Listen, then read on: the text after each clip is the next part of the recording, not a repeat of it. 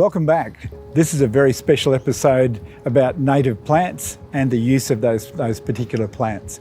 It's a great opportunity because I'm going to introduce our bunya nut, an amazing plant, very high in carbohydrate via the nut, able to be seen as a cultural icon of Queensland, and this has been spread throughout Australia.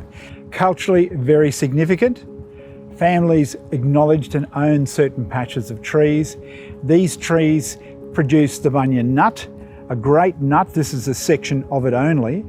The nut itself is contained within a flying seed, and the nut is then taken and cracked, which is used for food, the nut which is used to be carried and be planted. And it's a very significant time where you will find a water source, a campsite, where you will find bunya trees that have been planted over the years. Many of these trees are in excess of 40 metres. Many of these trees are many hundreds and hundreds of years of age, and they denote large cultural sites where you find a great amount of other archaeology as well sitting on the ground surface. This particular stone has had multiple uses. It's being used as a grinding stone.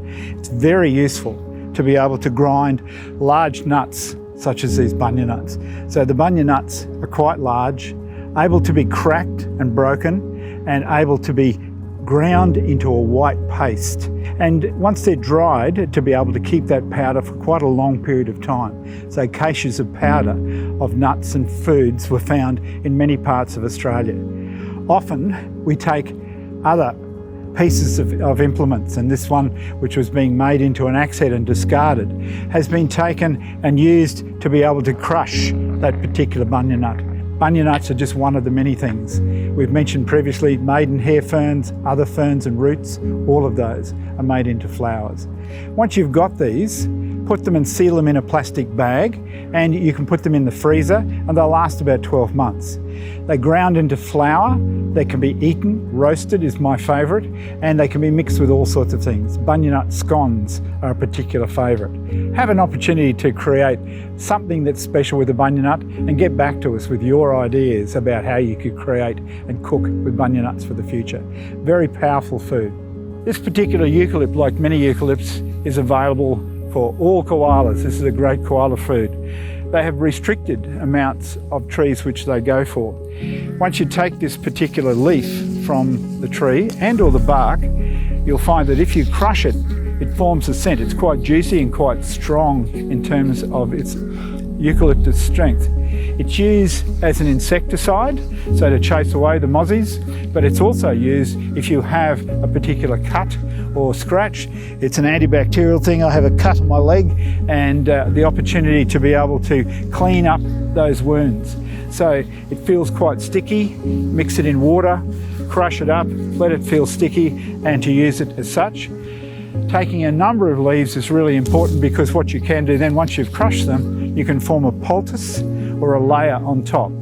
So the paper bark that we talked about earlier can act as a bandage on top, and it's antibacterial, antimicrobial as such, and forms a cover over the top of our eucalyptus leaves.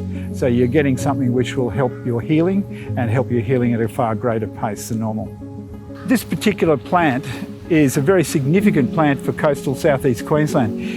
We would call them cotton trees. And there's a suburb near Maroochydore which is called Cotton Tree. These cotton trees are amazing because they are used in the cooking process, taking a lot of these particular leaves off and taking this particular leaf, getting lots and lots of them, putting them with your fish on top, and using them in the fire, using them on top of your coals gives you an incredible flavour that comes through them. Many of our butterflies like our leaves, and that's usually the sign they're eating the healthier tree. This one, of course, is a very young leaf. So a very versatile cooking plant that's used by many people from the tip of the Cape down to northern New South Wales especially.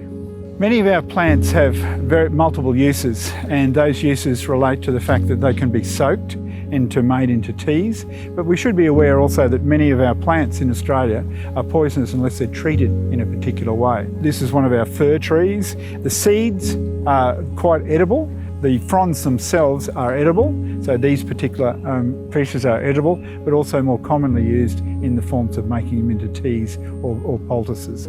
So found all over the coast, found all over our part of the country, loved by many of our cockatoos and parrots.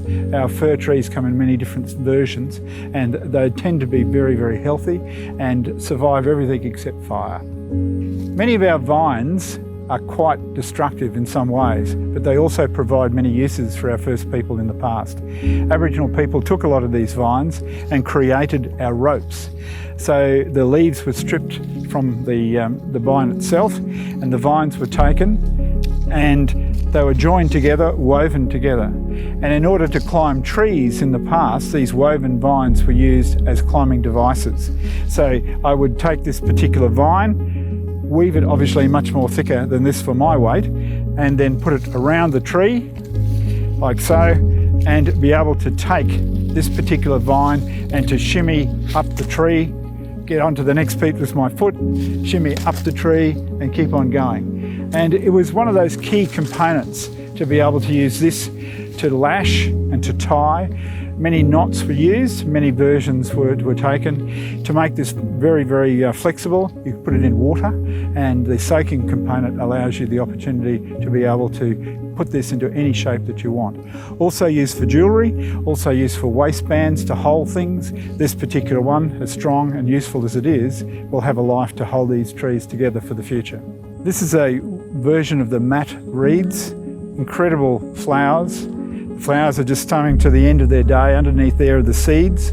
The seeds are crushed, taken away and used to make a form of flower. The root of this has a mass, a bulbous mass, which is eaten. This particular part of the grass is exceptionally strong and has a serrated edge. And as a result of that, it's used to make hats, it's used to make jewellery, and it's also used as part of the cooking process. So an incredibly wonderful plant, made into baskets, made into all sorts of containers to be able to carry things, and exceptionally strong and very, very pleasant on both the eye and the nose. This is referred to by many communities as a soap plant. It's used to clean your hands. You'll find that it's lighter colour underneath and a little bit furry, and on top quite shiny. It's used also as a fish poison. So if you're taking the oxygen out of the water, if you've got a small pool, you crush this up and you put it in the water. It will slowly deoxygenate the water and they'll come to the top. But more spectacularly, it's used as an example to clean your hands, to be able to do it. An antibacterial, antimicrobial form. So we'll crush it up as such, and we'll add some water.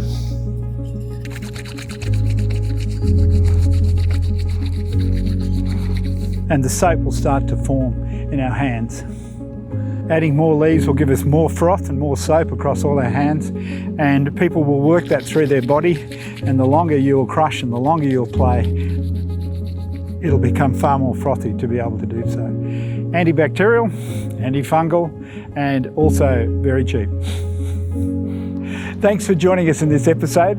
A great opportunity to connect. 65,000 years of action on plants has created shelters, food, opportunities for medicine, opportunities for real change. We're really rediscovering the power of the use of plants from the past. Let's have a think about the plants we find, whether they be fungi, whether they be green, brown or whatever colour, and think about the multiplicity of uses, the technology that came from Aboriginal people in the past. Take the opportunity to grow, to look and to experience native plants.